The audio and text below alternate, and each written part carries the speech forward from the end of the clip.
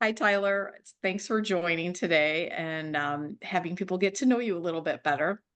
So, I want you to share a little bit about your background and what inspired you to become a life coach for teens and young adults. Yeah, so I have a, bachelor's degree in psychology, and I'm a certified professional coach with a focus in transitions dynamics through IPEC, which, as you know, is the Institute for Professional Excellence in Coaching. Um, Mhm. so my interest in becoming a coach started when I was nearing the end of my senior year of college and just trying to figure out what career I wanted to pursue. I always knew I wanted to help people in some capacity that related to my degree. But kind of more traditional paths like research and therapy and counseling didn't fully align with what I was looking to do. So I went through a great amount of personal growth and development during that time, which really grew into a passion of mine. But I just didn't know how to translate that into a career. So I never really heard of life coaching until I was doing a research project about career pathing in my final psych class, which was really cool. And then everything kind of just clicked. I finally knew that coaching was what I wanted to do professionally, which was a fantastic discovery after really just feeling lost for a long time.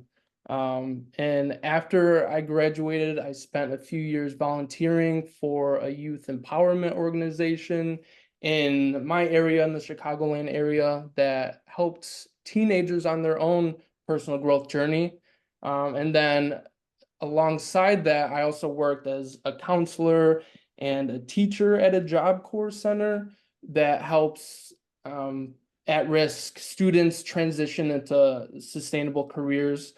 And so through those experiences, I really found a passion for helping youth because I saw so much of my younger self in them. I saw that part of me that was uh, silently screaming for guidance and support in a world that's just full of change and full of uncertainty. I mean, we all go through transitions all the time, whether it be a transition from high school to college or a transition from who we are to who we want to become. And all of these transitions can really be filled with a lot of stress and a lot of uncertainty, which can lead to self-sabotage and just undesirable outcomes. So I wish I had more help navigating my own transitional phases. So I decided to just gain the knowledge and the skills necessary to really be that person for others. So It's so awesome. I remember when we first met, we were, for the people who don't know, we were in a class together when we were getting certified as coaches. And I remember being so impressed with you as a younger adult, and just so much experience and knowledge you had to share. And so, and your specialty, like as coaches, we always deal with transitions, but the fact that that's like really your core specialty, in addition to all your other coaching skills, is amazing because most people have have a trouble transitioning and don't like change and or struggle with change. So, like you were saying, it really does happen in all areas of our life, and so I love that that is just like a key specialty that you have. yeah. So tell me, like, what do you believe are the most common challenges that teens and young adults face today? And how do you approach helping them navigate all these challenges? That's a wonderful question. I mean, it's clear that teens and young adults today are experiencing unprecedented amounts of stress and anxiety, which could lead to a whole list of other challenges. And the most common belief that I hear is I'm not good enough, right? Like I'm not smart enough, I'm not good looking enough, I'm not this, I'm not that, just I'm not good enough in general. And there's plenty of reasons for this, but personally, I think um a main reason is that many young people are glued to their phones. They're glued to social media, which disconnects them from themselves, and it keeps them in a comparison trap with others. And as we know, the comparison is the thief of joy, right? So Yeah. young people have trouble loving themselves for who they are, I believe, because they're just constantly being told that who they are isn't enough. They're told that they should be rich and successful by the age of 25, which isn't realistic. And they're Mhm. constantly seeking external validation and are just not being taught much about being present with themselves and trusting their inner guidance system, which I think we're all born with. And so as a coach, I help people navigate these challenges by just helping them see their blind spots and change their perspectives on themselves and the world around them, just through insightful conversation and asking open-ended questions and just getting them to think and see things differently. Um, so we as coaches, we just kind of serve as a second brain to help people not only set goals, but just overcome the challenges that get in the way of those goals, which more often than not are internal challenges, such as that I'm not good enough message that frankly we all tell ourselves. So Yeah, I love the second brain. That's really yeah, powerful because so it's true. true. We're like our worst own critics. So we need to like learn how to love on ourselves a little bit more. So that's what's so powerful about coaching. And so, you know, it's great that you can help so many teens and young adults to realize how awesome they are. So that's great. Tell me, what three things do you think are most important for teens and young adults to learn that will help them navigate life easier? Number one, I think would be to ask for help.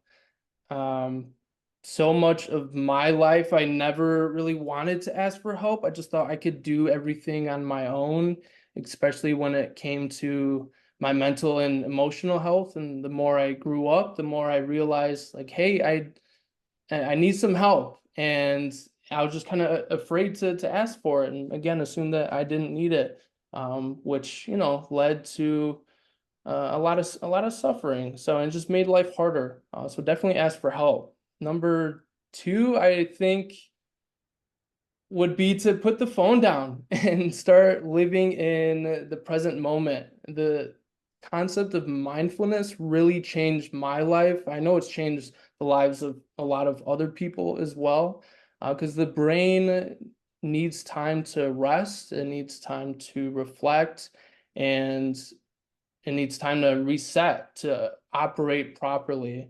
And that simply can't happen if we're constantly getting hits of dopamine from our phones. I mean, phone addiction is an addiction no matter how you put it.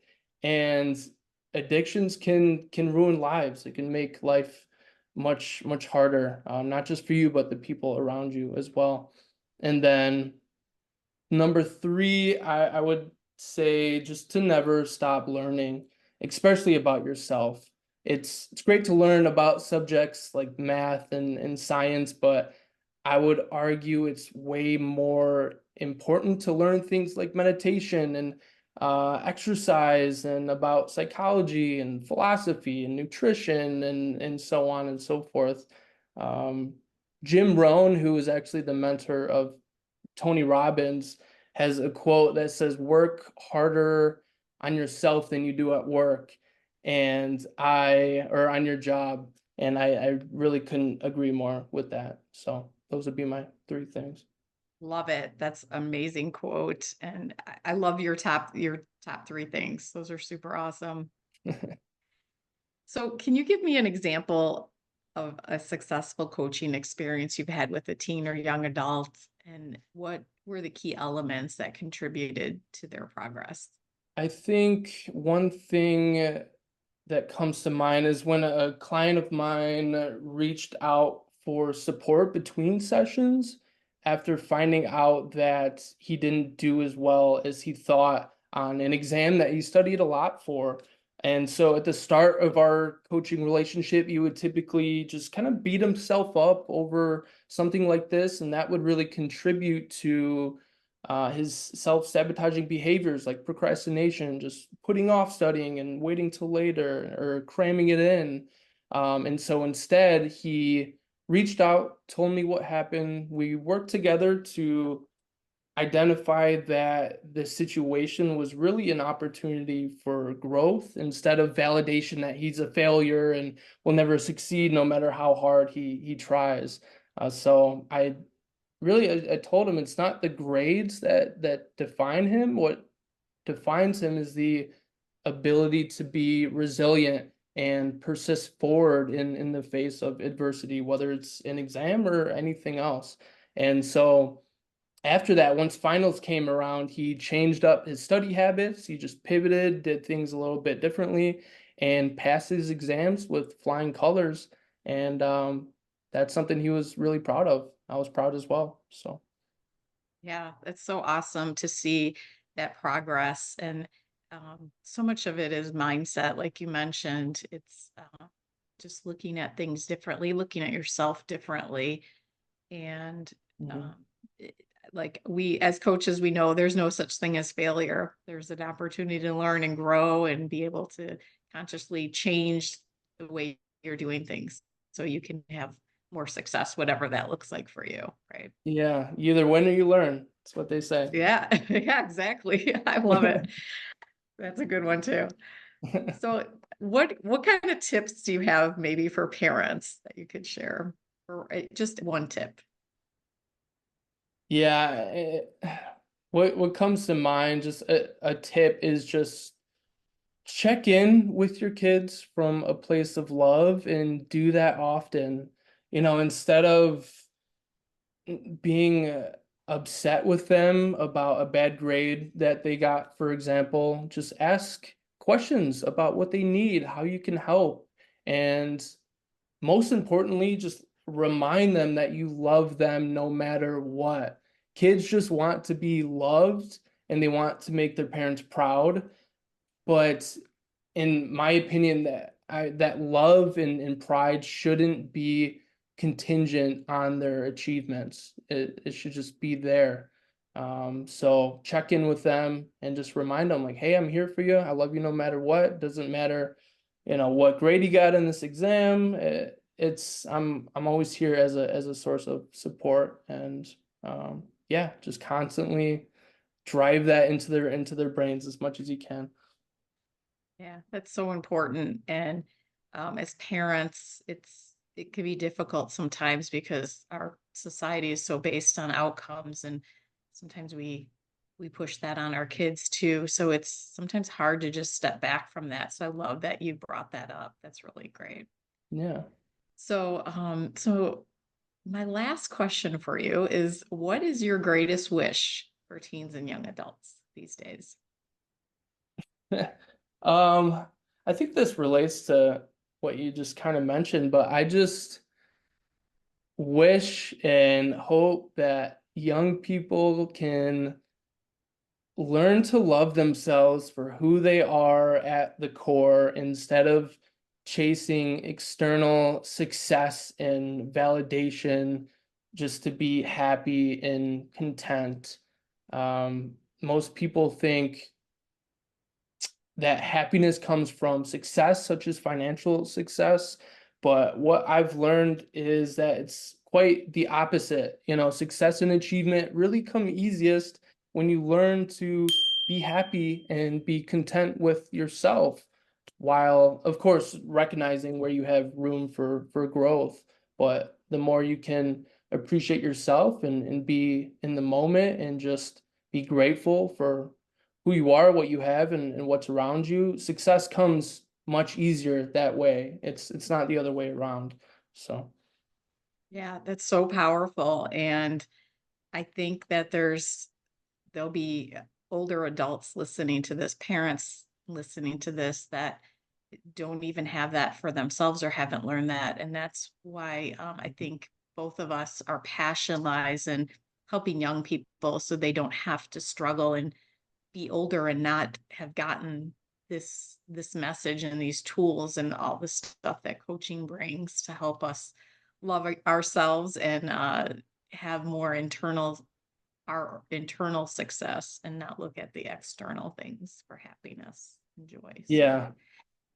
So Yeah. awesome. Well, thanks for joining me today just for, a little chat and having people get to know you better. Yeah, I appreciate it, Amy. Thanks so much.